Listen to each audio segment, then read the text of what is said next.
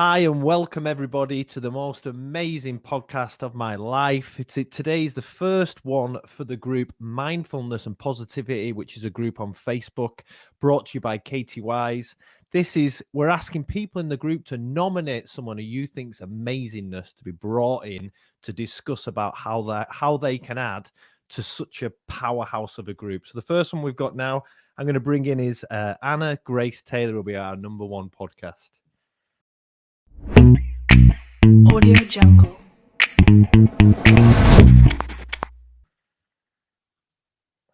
Hi, Anna. Hi. Oh, it's so lovely to talk to you. How are you doing? I'm really good, thank you. How are you? I'm good. I'm going to start this off with someone else that someone said, because since I read this, it's made me want to do this more than you can imagine. I'll read this. This is what someone else said about you. She said, today we have got Anna Grace Taylor. You're going to love her on your podcast. Hold on tight for the most giggles you can manage and a connection to a super human being. She's a truly connected soul, a fabulous friend, and an inspirational human being. Wow.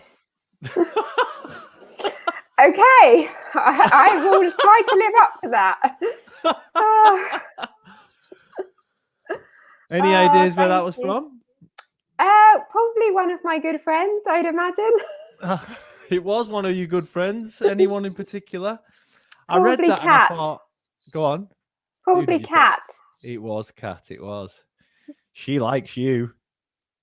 Yeah, we have a really strong bond, and we are each other's, really big fans. So, yeah, she's also an amazing human being. And I have to say, Christian, I love doing things like this because I know that you're also an amazing human being. But one of the greatest things about my life is that I have the most incredible people in it. So, yes, I am so thankful for that comment, but it's also a credit to them that they can see that in me, right? So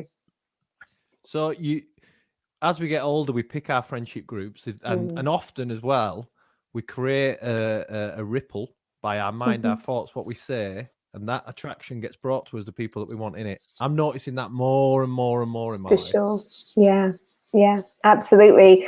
And I would say that just like you, the older I've got and the more comfortable I am with, all the things that make me and the weird things and the wonderful things and the hard things, the really difficult things, the more I have attracted those beautiful friendships in my life. So yeah, it only gets better, I think. It really does. So you're getting older, you notice different things. Like I'm in the 40s now, and loads of things have been slowly going wrong. Like they're not as good. I noticed that it's like my skin and a few like muscular stuff's not as good apart from my mind. Everything else is dropping and not doing quite as well, but my mind is growing every day because I invest in it, and every day I invest a little bit more in it. Absolutely. Yeah. I mean, of course, there are changes. I did say to someone the other day, after the last year we've had, I've definitely got a few more bags under my eyes and all that stuff. But, I also turned 40 last year. And so I was kind of anticipating that and wondering what it was going to feel like for me. And, this whole thing of, I'm supposed to be somewhere in particular in my life at this point. I'm supposed to have achieved that or have that. And there's different things for men and women, I think, actually. Maybe we can talk about that. But, for me, I suddenly kind of got there and I was like, you know what? I think this is the age I've been waiting for. Because since I got here, I was like, wow, actually, I feel great. And I've had some really powerful experiences. I'm like, bring on the 40s. Yeah. Well, an interesting thing there is when you're in your 20s, 30s is a massive thing, and you hit your 30s and it sort of like ripples into it. And like everyone's like kind of concerned about the 40s because when you were young, when you looked at 40, you saw someone older. Sure. Yeah. Absolutely. Like my son likes to tell me, I was on the phone with him yesterday. I've got an older son, he's 21. And I was on the phone to him yesterday and he went, like looking at me, he went, what's that? And I went, Dylan, I've had them for ages. He went, they are getting big lines on there, Dad. He likes to. Nice. Yeah, no, like kids or any age, younger people do like to point these things out, right? Yeah. Dylan is exceptionally on it. I don't know. I think I'm taking it as a positive because I think he's still, I was young when I had Dylan, so I'm not young now in a sense of parent wise, but he likes to remind me of the age thing quite a lot. So if he does listen to this, I can handle it. I can Wow. handle it. And I would just say, as we said, I would really not want to go back to my 20s and even Same. my 30s. There were lots of things that I was like, wow, that was really challenging. So I'm really comfortable with how I am. Of course, sometimes I think, oh, it would be nice to have the wisdom that I have now and repeat some of the, more fun experiences, for example, because there was a big chunk of my life that I did feel very out of the what you call normal experience. I wasn't very well for a long time, and so I do feel like about 10 years of my life really passed me by. So I do have some grief about that. I think there's a part of me that's like, what just happened? What happened? What happened to 10 years? But at the same time, I also believe that we are where we are in our lives, and I wouldn't be talking to you or doing any of what I do without those experiences. So I've really come to peace with that, and particularly in the last year, because we've had this more isolating experience and lots of us haven't been able to see each other, and I live on my own. Even though I've been able to see a couple of family members, I've really seen very few people. And yet at the same time, I've realized how incredibly lucky I am, because I get to do my work online, which we have now. And nothing really has changed for me. And so where lots of people have struggled with that isolation, for me, it's actually been a fairly regular thing. The only difference is I haven't seen a lot of my friends, but my life as a whole has actually been really enriched in the last year. So I guess that's part of my mindset perhaps, but it's also been really allowed me to see how the other experiences I've had in my life has set me up for this kind of year. It's interesting because so we're in this group. Why we're here is this is the first podcast of Katie Wise's group. So I did an interview with Katie Wise, which led to this, and she has the group Mindfulness and Positivity. It's a Facebook group. So everyone who's in that group, like not everyone, a majority of people think like us. They're working on the mindset. So if you work on your mindset, you feel the benefits of that working on it. And it's not, people go, how do you do that? How do you remain like this? How do you get there? And it does require a lot of work. For sure. Yeah. Absolutely. And I want people to hear that, because it's interesting as well. You just said, you made me think, you said you had some illness, and we're going to touch it. I've had a look for your website. There's a couple of connections that I'm loving, which we're going to come to that in a little while. But when you said you were ill, and I have a period in my life, sort of like teenage 13 to 21, where my decisions were, I made wrong decisions that also robbed me of a period of my life as well, which was my own fault. Like yours wasn't your fault. Mine was my own. Maybe circumstances. Well, yeah, circumstances. I was going to say, and we're all doing with the best that we can at the time. But I've learned to not make excuses anymore. That you are, like especially now in my age now, whatever happens to me is often my choices that I make. And take responsibility. Yeah, taking responsibility for our actions and our decisions. That's what we do in the 40s. We started accountability and responsibility. They're the two things that I think are changing me and have been changing me. So, but I want to get back to this. I want to read this out to you, what Kat said, because I love this. As soon as I read this, I asked someone to reach out, and they reached out. I read it, and it made me, I couldn't wait to meet you, if I have to be totally honest. So this is what Kat says. I think one of the most impactful things she's done for me is to show me what it feels like to be fiercely loyal to yourself. It's like self-love on steroids. Although she gives an air of feminine kindness, behind that is a fire that drags me up by my arms when I'm down and just will not let me quit on myself. Come on, that's you.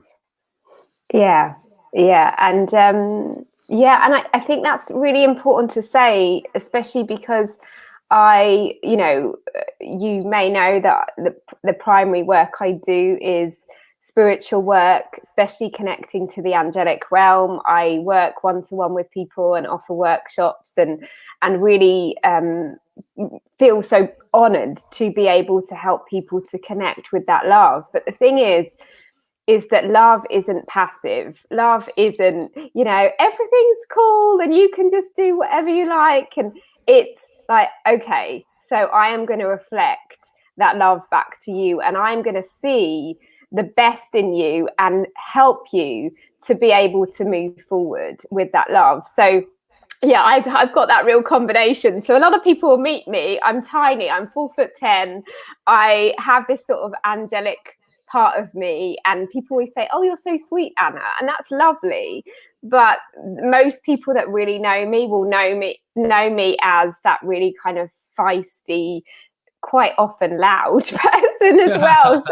So yeah, and that's a really great compliment she gives me, because she does say this to me, like, you really hold me to that space, and that's because I love her. That's because I can see the best for her, that I do that. Me saying, yeah, it's totally cool that you're putting up with a bad situation, or it's totally cool that you're not taking care of yourself, or that you're treating yourself badly. To me, that's not loving. No, I agree. So I will say that, and particularly to my friends, but even to the clients that I have, I will always share the truth, and the truth isn't always comfortable, right? And even more so when you're doing it to yourself. Because sometimes we're not having someone else share the truth, but we have to be truthful to ourselves. And a lot of us run around blinded and pretend, and making excuses for things. And really, I had one today, trying to face the truth of something and being honest with yourself so you can move forward. And if you're not honest with yourself about moving forward, it doesn't matter if you could tell me all kinds of things about me. And if I don't take them on board and start listening to me and outside things, I ain't getting anywhere. That's right. And I feel like with the kind of friendship I have with Kat, or actually most of my close friends, is that we can be that reflection, we can be that sort of support and able to comfort, each other in that. But also then it's up to us whether we actually take that action, isn't it? It's up to us, and we can hold the space for that and love unconditionally, but also say, you get to make the choice now. I'm motivational. I've spent my life trying to find a better day every day, and like yesterday. You're in the UK, are you? Yes. Did it rain all day where you were yesterday? It wasn't great, actually. It wasn't great, but it was on and off. 24 hours. I live in the Lake District, so it was 24 hours of rain. I didn't even leave the house yesterday. I thought there'll be a break, and there wasn't a break in it all. So yesterday was my first ever day that I haven't been for a walk in probably about a year, sort of thing. Because every day I walk because I know that it makes me feel good.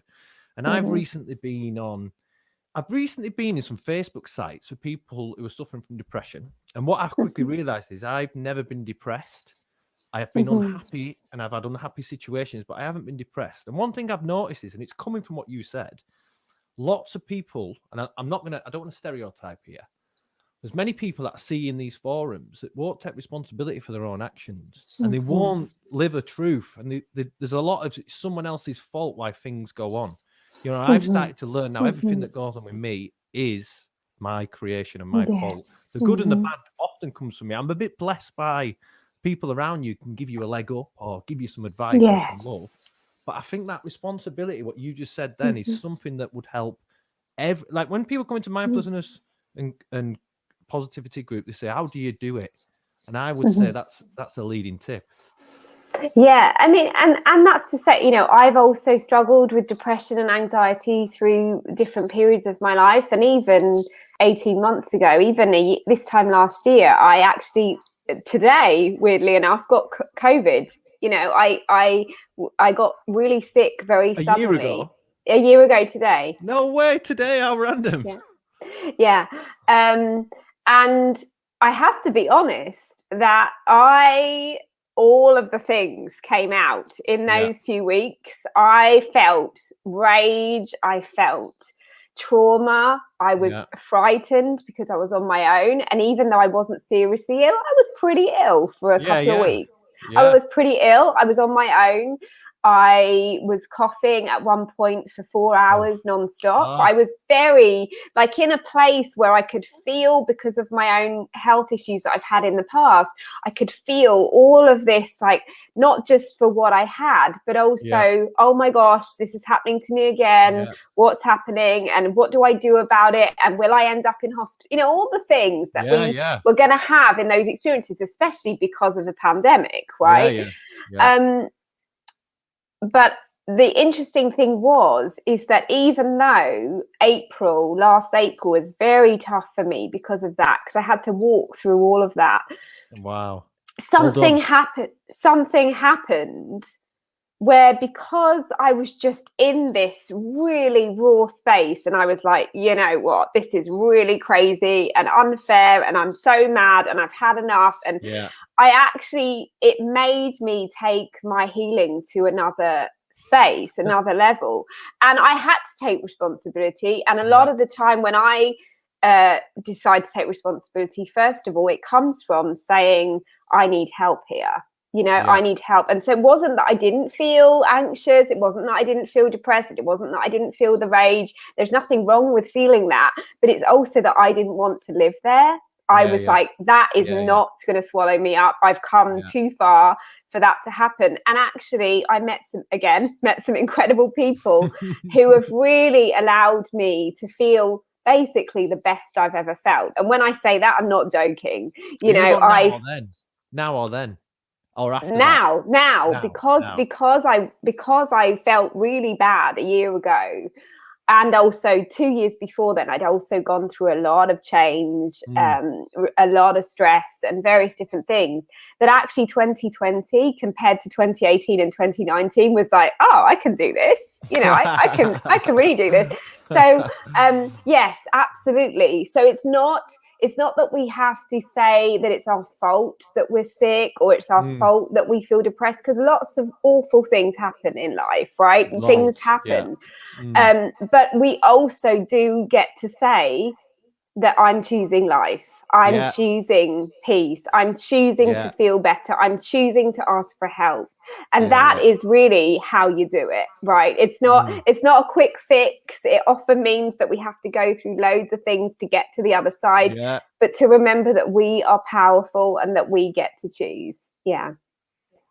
It's that vulnerability, isn't it? As a man, you talked initially about the difference between men and women, and obviously, I mean, as a guy who's obviously got a partner and a daughter and sons, that divide, I see it a lot. Huge. I tend to understand my sons a lot more because they do stuff that you'd think, oh God, I can't understand that. When I'm just thinking, it's completely normal, and it's probably not. It's just a male. But it's because you've had that experience, right? I've done everything they do. I did. There's nothing that goes on like Dylan's through the ranks now. He's a mate, and he's watching me parent my next one, and he's getting involved in it. You know, it's quite interesting because he's 7 years old. But I know what he's doing. When Lucas is like my other son, when he's up to stuff, and I think I know what's going on here.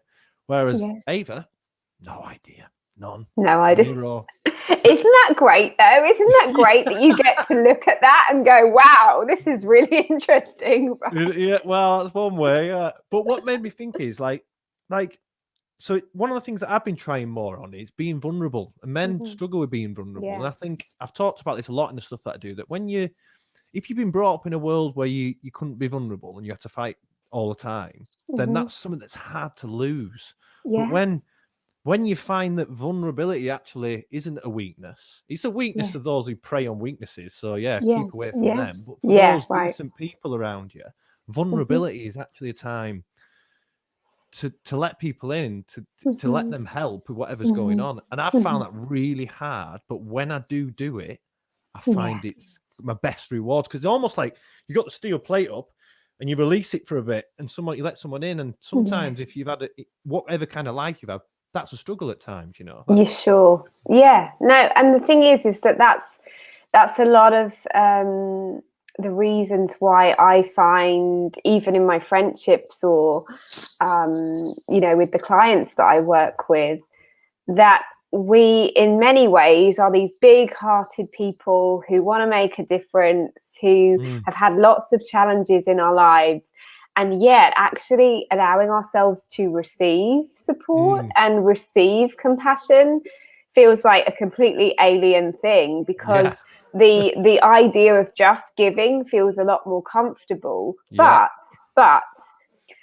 I remember somebody saying to me, even a couple of years ago, I think it wasn't very long ago, and she said to me, Anna, do you consider yourself a loving person? And of course I went, yeah, like that's my superpower, like I was like, yes, I completely own that I'm a loving person. And she said, if you don't include yourself in that, you're not that loving. And I was like, wow, like it made me go, whoa, hang on a second. But the thing is about that is what she meant by that is we are included in the compassion that we give others. And so by you saying, oh, it's okay for me to be vulnerable, it's okay for your friend to be vulnerable, but actually, oh, hang on a second, I'll just distract myself from my own pain, is actually you saying that you're not included in the same goodness, right? And so I tend to surround myself a lot with people who need reminding of that, because I've had to learn that, and also because I do that. That's kind of my job, if you like. I feel like I am here to help people to remember that within inside them, and it's not easy. It is not easy. As you say, vulnerability is like, oh, I feel so fragile. And especially, I completely appreciate that as a woman, and especially, in the time that I live in, it's much, much easier for me to be vulnerable as a woman than it is a man. But I also am really encouraged. I don't know about you, but there's a lot right now in the media. There's been some incredible programs about men's mental health and opening up and really asking, like, are you okay? Are you really okay? And I don't mean just how are you, like, all great, everything's fine. Like how are you really? And if you pay attention to the people in your life, whether they're male or female, really asking that question, you'll be able to see who is struggling. But we have to pay attention, don't we? Yeah. So I have this little thing. This is what I've always done, and it's easier to give, and when you get used to being a giver, and I'm a giver, I spot people who are having a bad time, and I move in. Yeah. So I'll think, like, such and such husband's just died. She needs me. She doesn't know she needs me, but I'm going to go in and I'm going to help when I go in. And I do that a lot, sort of thing. And but then you've got to ask that for yourself, and that's. Yeah, it's great to do it for everyone else, and I can do it all the time. But sometimes, and I have done it. I have in the last 6 months. I've done it a few times, and I'm in this amazing thing at the minute. Every Thursday morning, I'm in a Zoom session, and it's called Freedom of Men. It's called. So it's a Zoom session. There's 2 lads from Bali, one in America, one Croatia, 3 from Britain. 2 lads from Bali, a South African and a British lad. They're taking the session, but it's a spiritual journey, and everyone opens up about what's going on in their life. So what started, I didn't know anyone in this group. Now we all call each other brothers. I've told them stuff that I ain't telling anyone, but we all support each other. And what you find is the randomness of it, like what you said, is that if you put out the right signals, the universe will deliver it. Every one of us in that group is quite similar. You know? And we've formed together, and all of us have said, yes, we're with, and we're all in the, funny enough, I think we're all in the 40s. I think we're all about there, funnily enough, around that age bracket. But we've all said to new things. The 2 spiritual guys taking it are power. They're in Indonesia, in Bali. They're having the life, and they just. I'm actually doing a podcast with them soon, but they are just good at making you feel good. They're really about empowering the body, the mind, and the spirit. You'd absolutely love them. You would. Oh, well, you never know. I could meet them, just not in your male group, right? But I think you've made a really beautiful point there, because to me, in my own experience, whether that be friends or therapists or even me helping my people, is that sense of I see you, I hear you, and you're safe, right? And to me, the greatest compliment that you could give me is that you feel safe in my presence, or that, and that's kind of what Kat said, right? Like that I haven't finished on what Kat said yet. There's more to come. But you know, again, see, this is what I mean. She can't help it because, like she's. But interesting thing, Anna, do you know why I like this podcast and why it's going to keep going? Lots of people in life never tell you, like some of the stuff I might tell you. Anna, it sounds like Kat would tell you that. But we have a lot of things that would go unsaid. I once came up with an idea and I still believe in it. I'm going to ruin it now by saying it live because I'm a bit entrepreneurial. I came up with the idea when you die, and you die, because I got up, you know, a lot of people go to funerals. But when they die, it's the end event. How many people of us have planned? Like for me, funny enough, yesterday was 16 years since my mum died. She wrote me a letter. So yesterday I read the letter she wrote me. She only wrote me a letter because she knew she was having cancer and she was going to die. Not many people get letters. No. So I started thinking about after it's gone, what can you leave for people? Like, for instance, if I died now, I've got kids' birthdays coming up. I could leave video messages for them. Yes. I could leave, stuff about what I wanted to happen with my thing that's special to me that no one else really cares about, who it's going to. Right. So I came up with that kind of idea around that. You know what I mean? Hopefully someone's not going to nick it off me. Yeah, no. I completely agree. Yeah. So I've forgotten where I was going with it, but you were saying that's why it's so important that when we come to the end of our lives and we have all these things that are said, right? You couldn't follow me around in my normal life because I do this quite a lot, is my train of thought. It's all right. So I yeah, do too. and we never really, like, I can honestly say, and I'm going to say I do this. I will say things to people that I don't waiting for them to die to say it. I'll just say it in a text. I'll say it in person. I'll just say, I just want you to know that I think, listen, it shocks people. We live in a world where we often say the bad things are negatives, but we don't say the positive things about people that are there to empower them and make them feel good. You know, like raise someone's game. I like raising someone's game. Like I'm at halftime team talk and I want them going back out into the second half, which is your life. And I want them to have a really good second half. First half didn't go quite well. We're 2-0 down, but I want to go into that second half and we can either bring this back, finish out a loss, but we won in our minds, or we're going to take this one down. And I like to think about things like that. Yeah. And that's what you're going to get in a minute. Oh. Well, do you know what? This is a really good practice for me because, you know, and you'll be part of my experience now, I'm sure. So you'll see it. But you know, anyone will tell you, and you've just seen it because of Kat and maybe others or whatever, that I am big and bold with my love. So I will tell people how I feel. I will love them deeply, and I won't just love them deeply, but I will share that, just like you say. And that's just how I am. You know, it's just how I am. And so sometimes and how everyone should be. If this is a message, let's do it. The message is anyone listening. That's how we raise people's games by doing that. And sometimes, like, we all need our games raising. Everyone, even the ones. I want to be that cheerleader. You know, that come on, we can do this. Yeah, exactly. Everyone cheerleaders. I want to live a life, as you say, that when I get to the end of it, the people that I love totally know that. Like, I don't want any guessing. I want people to fully know that I appreciate them. I want to feel like I've really received that, because without sounding really cheesy, but I'm cheesy, so I'm just going to say it. Let's get rid of cheesy. Cheesy can go, because cheesy is something that someone made up to stop people doing nice things. Exactly. And I am all that. I want to love and be loved. I want to feel that, because that to me is basically why we're here and what we're doing, right? Like, none of the other stuff really matters, honestly. And so, and I think that's partly just because of who I am. I could say, oh, it's because I've been through this and because I've done that. But, you know, and yes, I have felt extremely powerful love in all sorts of ways. But I also, you know, I think it's because I've had really difficult things happen that I don't want to waste a single thing. You know, I want to really live fully. And particularly in the last few months, especially this last year since I had COVID, something happened.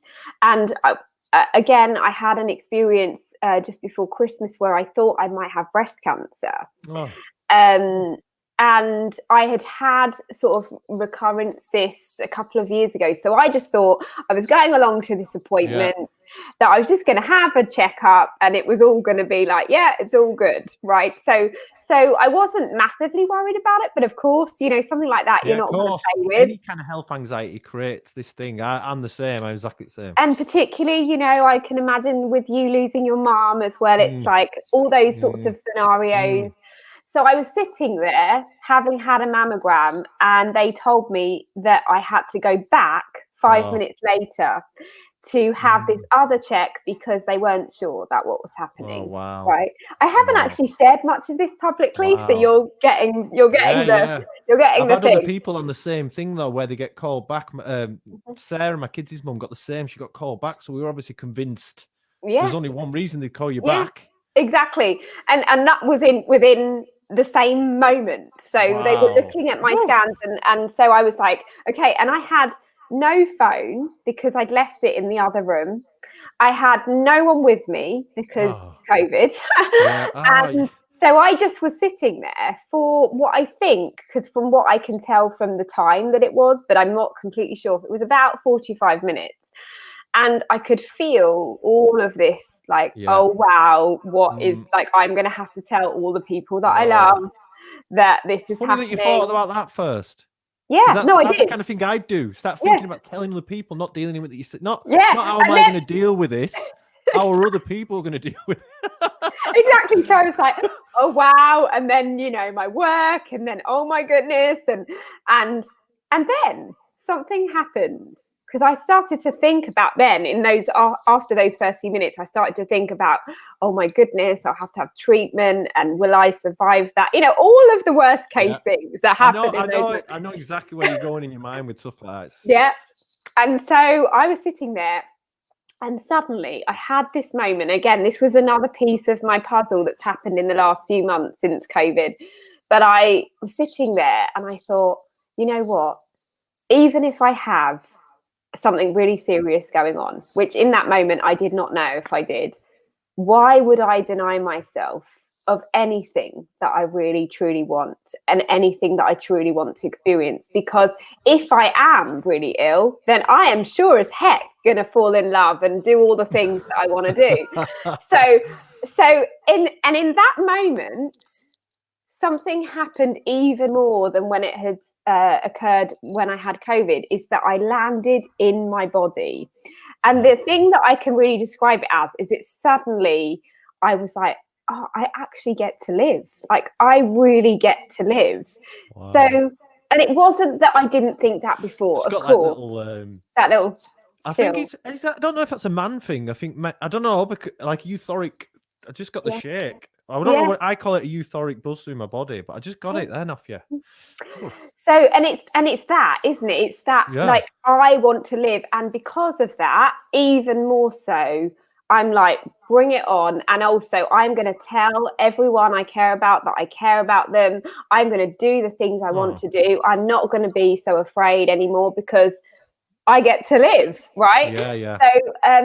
So again, I'm not saying that, you know, these things happen overnight, and it was definitely lots of different points in my life, but that was like this piece of the puzzle that just made me go, okay, so even if I have this really serious thing happening, I would want to live even more because I haven't. So why would I then deny myself? Because actually I'm fine, and I am fine. I didn't have breast cancer, and they just realized that it was a different kind of cyst, so it looked different on the scans. But you know what? Again, coming back to things being a gift, like, that was not pleasant to experience that. It really was not pleasant. But if that's what it needed to be, to make me go, like, I'm 40 years old, I get to live my life, then great. And I'm not going to stay stuck in how terrible it was, because it's not terrible. It was just an experience. It was a terrible experience. But luckily ended then. Some people's carries on, and they fight that experience and live that way and go through it and get by it. I was going to say lots of people don't have the privilege that I have of a sort of negative result, and they have to go through something awful. And again, that is is such a hard thing. And I know at least 2 or 3 people that are going through that, as we all do right now, because it's always happening. But it also, in my experience, does still give this heightened awareness of like, wow, you know, what is really mattering to me? What really matters to me? Because everything else is stripped away at that point, right? So because that's what it boils down to. That's all we are. You know, we enter the world. We're a body. We're a, you know, this. I see it as this. Yeah, this is my own personal view. So the vessel, because I've only ever seen one person die, and that was my mum. And it was very quick. It was like this 6 weeks from pain in back to 2-week coma gone. Wow. But it's 16 years ago now. You get used to things. I miss her a lot. But I saw the vessel get left. But if everything, most things are temporary, you see. If you'd have got the diagnosis, then that'd have been more permanent, and you'd have had to go into that battle, and you'd have carried on doing it. Most of the things in our life are temporary. Everything that happens 3 weeks ago that was like, wow, this is going to crush my mind. I can't get through it. How am I going to do it? Now you think, what was I thinking then to let that bother me so much? It's like even you going back to that moment being in there, you could, on retrospect, think, I could have been stronger. You had to be open then. You got in, you had no control. The emotions took over you. Because some points, we have these emotions and they're ongoing. And some points you've just got to let them ride a little bit. Because if you try and stop it, it won't end it. You've got to ride an emotion, haven't you? Like that's the other thing. That's the vulnerability, isn't it? Of allowing it to come out of you. Yeah. But so if that's like, they say that when you die, well, I don't know. This is like, I've only ever seen it once. So someone who's maybe in a mortuary will know more of this, that you get a little tear. And just a few minutes before my mum died, she got this little tear and it went down here. And when she had died, and I thought, I'll lie with her. And I went back, and it was then I knew that my mum's vessel was left, but my mum had gone. The energy had gone, when I believe it goes somewhere else. I don't believe it ever ends. Energy never ends. No, me neither. As you can imagine, I don't believe that energy never ends. And yesterday, it was quite interesting. Yesterday, so I used to get really sad about the 28th of March for the first 10 years. I used to go out for a meal, celebrate my mum's life. The last few years, I haven't been doing it. But what I did yesterday, because it was raining, I read the letter my mum wrote me, and she writes at the bottom that she wrote that she wasn't great with words, and she put, "Love your greatest fan, Mum." I thought I loved that she wrote that. And underneath she puts, Chris, I'll be waiting for you at heaven's gates. So anyway, she wrote that. And so they were I didn't feel sad reading it, but what I did feel quite good about, I read what I read out at a funeral. Yes, I read it to myself. I was 27 then. That's huge. I wrote better then than I do now, and I shoot some videos for a YouTube channel. So I have a YouTube. It's like more of it. I'm going to do my thing, because definitely it reminded me that at that point I was remembering that life's really short. Like, I have two things here. When my mum died, that was my first sort of spiritual. It wasn't my spiritual awakening, but it was the beginning of understanding. That understanding. Yeah. But that wasn't the thing. What that gave me was 7 years of never caring about anything, because I'd think I could die tomorrow. I had 7 years out of that, and after 7 years, I found spirituality, and ever since right. So you had to go through that. I had not to find caring something else, part. because I clung on to 35 to the fact that whatever happens, I could die tomorrow, because I'd seen my mum die so quick. Right. It only lasted 7 years, and then all of a sudden, I found spirituality. I found about manifestation. I found about energy. I found about creating anything that I want to happen in the weird.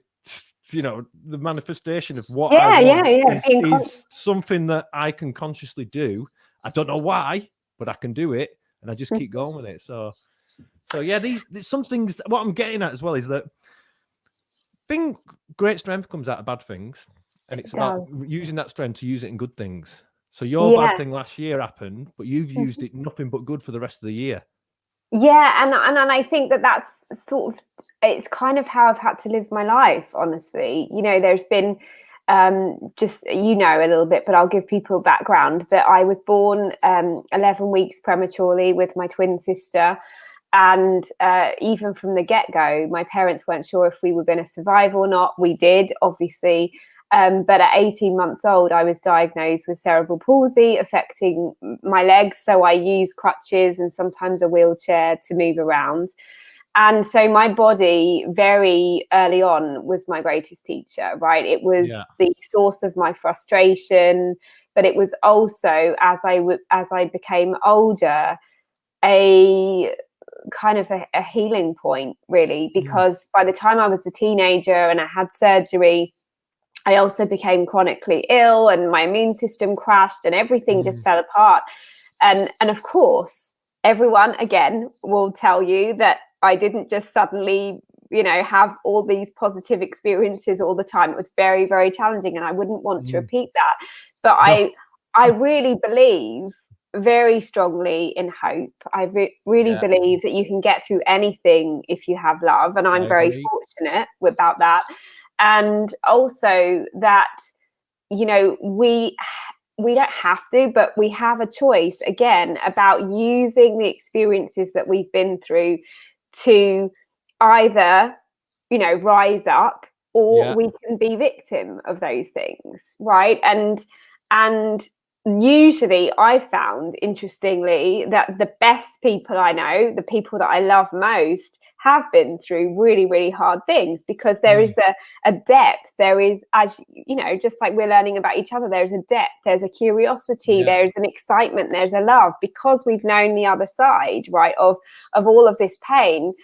But again, that comes down to really choosing that, and it's a conscious thing to be able to say, I would never repeat that, but I've been through that, and so I'm going to use it. And even in my case, it sounds really funny, but because of the way that I move and because of the way that I walk or don't walk in some cases, I have never been like one of the crowd, and I've always wanted to just be kind of in the crowd and nobody notice. And when I was a teenager, you can imagine, all I wanted was just to be at school and no one noticed. Like I just wanted to be that person that nobody thought about, nobody saw. And then as I became unwell and was away from sort of the crowd and my peers, and I started to go on this kind of journey. So I had acupuncture and reflexology and massage and all those things. All the things we want now. All the things. All the things. I really want all of them, you said. Yeah, I see. I know the best. So if you want the best, I can tell you the best. That I suddenly thought, like, oh, well, if I'm not going to be anonymous ever, because I won't be in many ways, I cannot, I'm not a public star or anything like that, but I can't walk down the street without someone noticing. It's just how it is. And if I go into a shop, everyone remembers. If I, it just is a thing.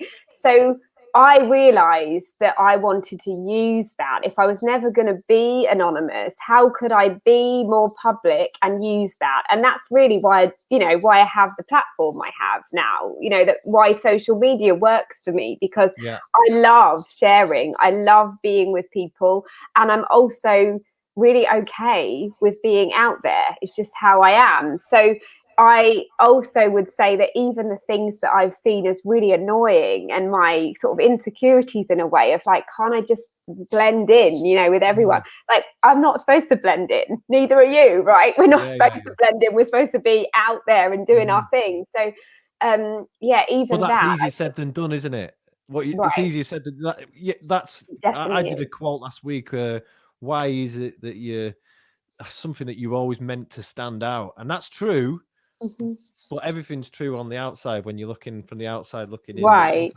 Yeah, of course. And that does not mean that I'm always feeling amazing about who I am. Of course not. I mean, who does? No.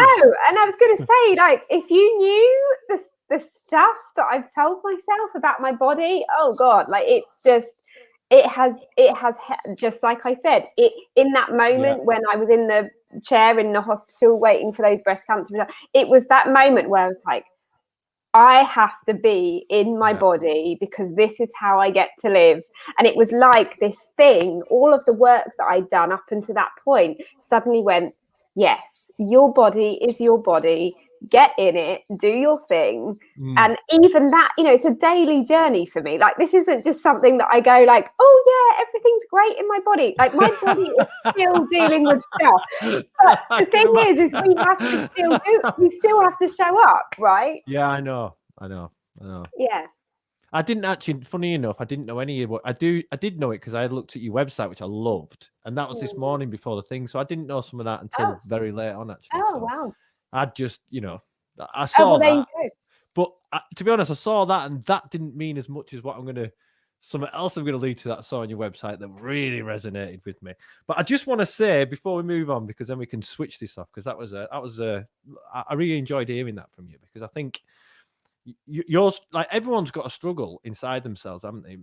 What it maybe yours was forced upon you, other people's is, like we said before. Some of us let that define us, and some don't let it define us, and you haven't let it define you, and you're getting on with it. And I imagine, like, we all have bad days, you know.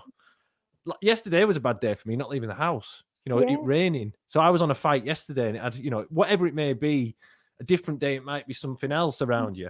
You know what I mean? But I want to get to this.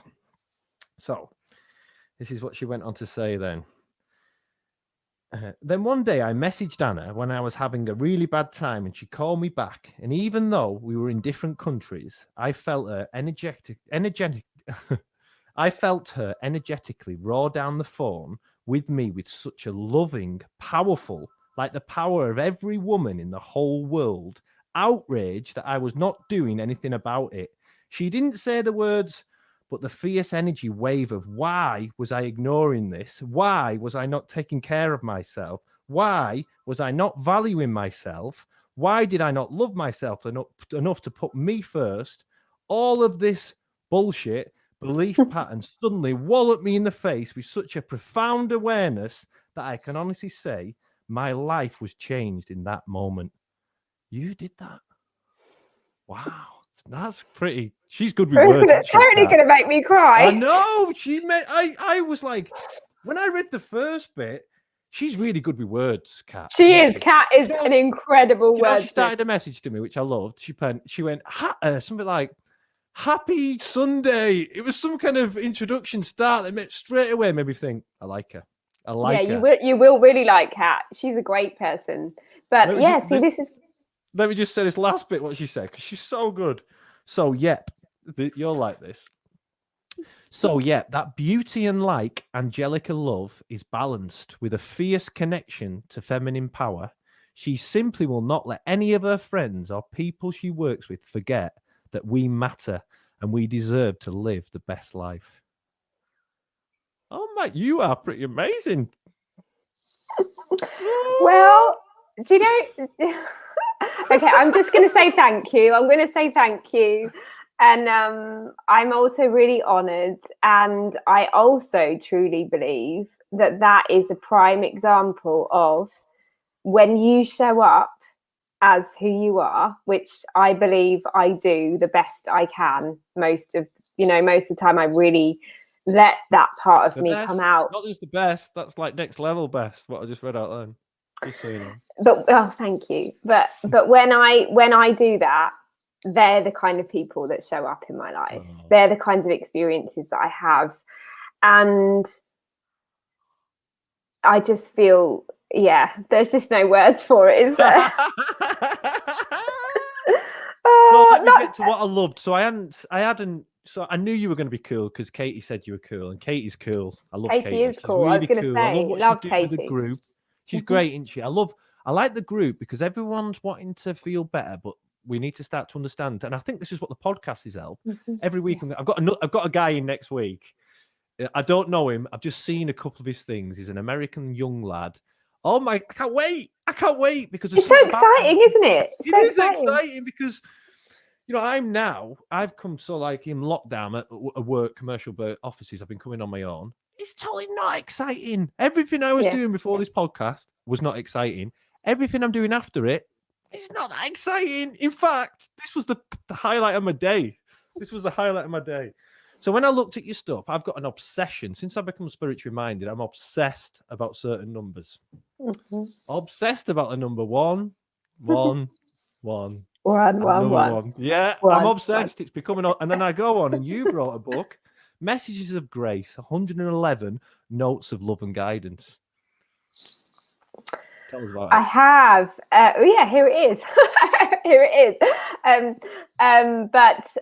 This was another... Let's see if we can see it again. Just put it on the thing so we can see it. I haven't seen the outside. Messages of Grace, 111 Notes of Love and Guidance by me. You can buy it on Amazon right now, wherever you are in the world. I'm actually going to buy it's my partner's 40th on Thursday. If I can get it before Thursday, I'm going to buy it today. I'm gonna Oh, buy it. great. So Yeah, if you've got Prime, you'll get it I have quick. got You'll Prime. get, yeah. I'm See, going there to buy you it go. straight after this call because I think that it's Julie's 40th on Thursday, and she was the one who she's quite spiritually minded, and she's very much.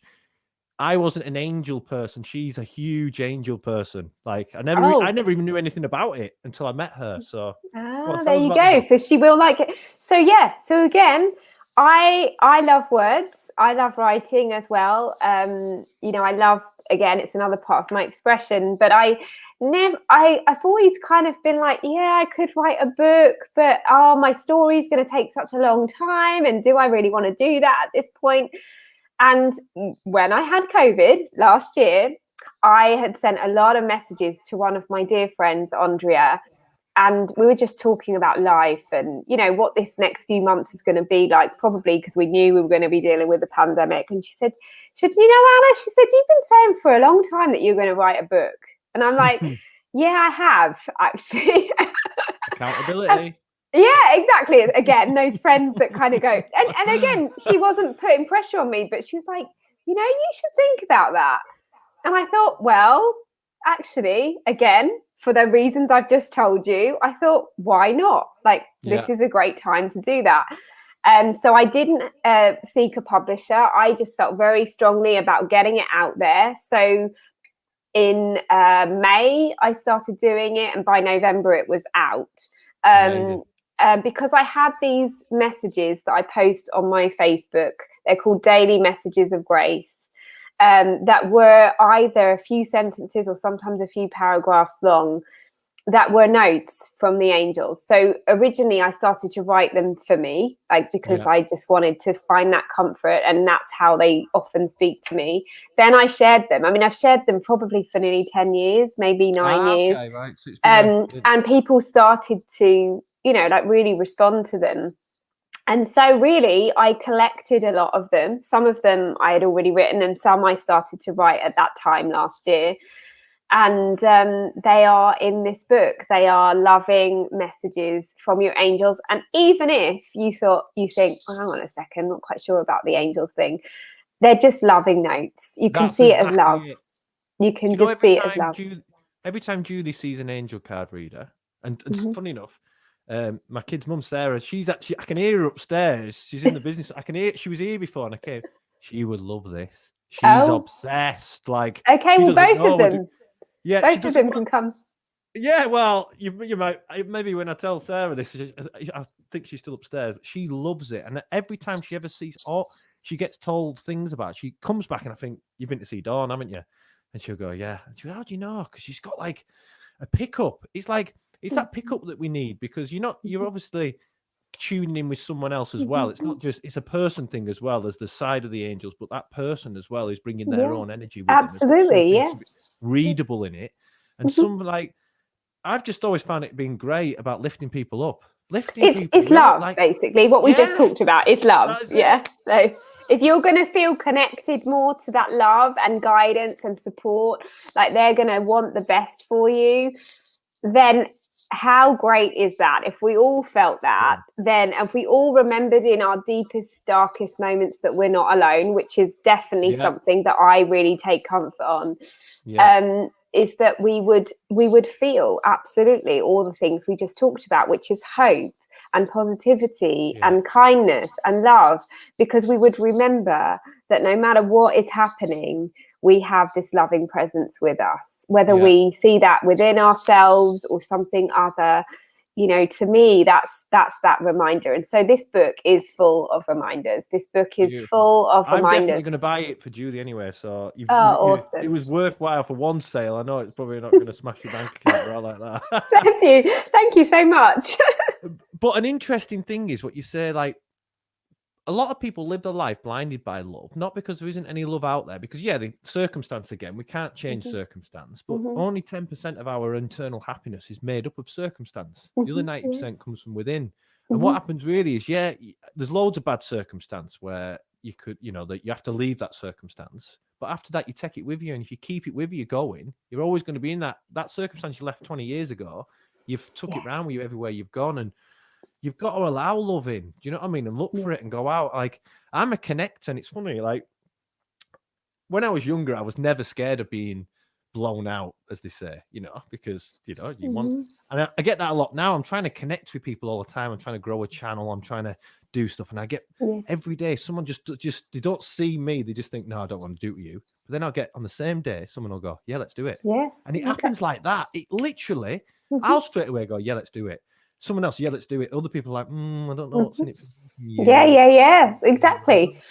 But I've got another thing, way of looking at that as well, because I think it's really important in relationships in any form, to remember this, whether that's business or personal, is I really truly believe then, okay, they're just not right for us then. It's not personal. Like, if they don't see the value in what we have to say or share, or even in a deeper relationship, if they don't want us, then that's okay, because there will be other people that will. And why would I try and knock on a door that is not open to me, right? But people do, because they see rejection as like that. They see it as, what I always think is that I don't know what's going on with them. I don't know what's going on in their life. Exactly. And I've always had this. I tell you one thing that's like almost like that. I'm not going to look for sympathy on it, because it's not a bad thing. But being confident, I'm a confident person, is actually sometimes something that lets you down a lot. I've recently been going to volunteer at a place. I had a friend who died of drug abuse, and he was going to this thing where you did art. I don't want to say what it is, but you did things, and you did like artistic things. So he was going there. So I thought, I'm going to go there for John, because, but my confidence makes everyone judge me. You know what I mean? I'm going in there as a guy. Right. I'm going in to help, and I do a number of things. I've got quite a few things going on that I do things like this, but they judge me on my confidence, and I have to win them over. And that's right, because they think that you are just being sort of inflated and egotistical. And it happens all the time. And because I want to be like, it's like you use the confidence as that's been your thing that's got you through everything. So it's like your guard. It's like putting your shield up, isn't it? Put your shield up, and all of a sudden you realize then, oh God, they've seen the shield, and now I have to defend the shield in a different. Right. It's mad. Right. And the interesting thing is, and that's really, I love that you've said that, because I think that is, men and women respond differently to that sort of confidence. I think women can be really cruel to each other if you suddenly, people can be like, who do you think you are? That kind of feeling, and that judgment of like, why are you posting that photo, or why do you feel like it's good to do that and do that, all of that. And then I think men as well, it can be seen as like, oh, you're so in your ego, and look at you, you're all kind of being all macho and all of that stuff.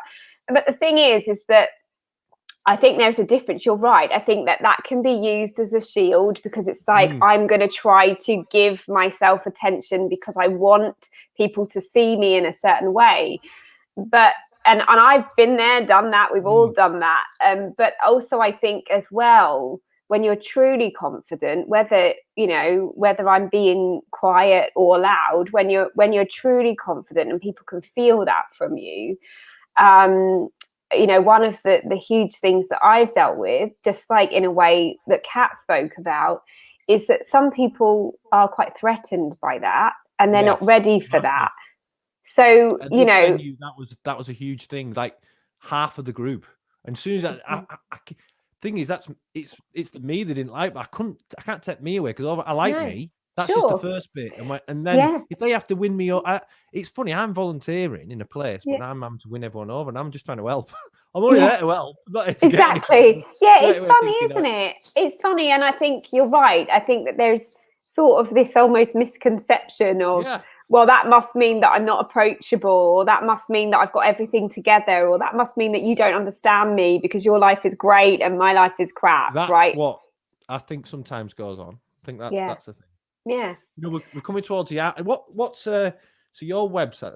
I've got it up now. I've got you up in it. Your website is AnnaGraceTaylor.com. And why I'm saying that is, anyone who's watching that, Anna, you've got a way whenever you speak, and I'm going to listen to what you're going to tell me, I'm going in like this, and you have a way of like, when you say something connects between the two people, and I want to listen to what you want to say, and I can see a lot of other people would benefit from talking to you. And I see that the angels is one side, but you make people feel good, and I read that before. So anyone wants to make you feel, I think you should have a little look at your website and maybe. Oh, thank you, Christian. That's so lovely of you. And you're the same. I know that you're the same because that's why we're having this conversation, right? So, but yeah, anyone who wants to find me, annagracetaylor.com, and then you can also find links to my Facebook and Instagram, which is where I share most really every day. Yeah. Brill. I'm going to end this broadcast now, but stay on because we'll have a little chat. But I'll thank you so much, Anna. It actually has been immense for a Monday. I've no idea what the weather's like because there's no windows in here, so it doesn't affect me. But I feel great, and I knew it was going to feel good, and I'm glad to get to do this with you. Thank you very much. Oh, you're so welcome. Thank you, Christian.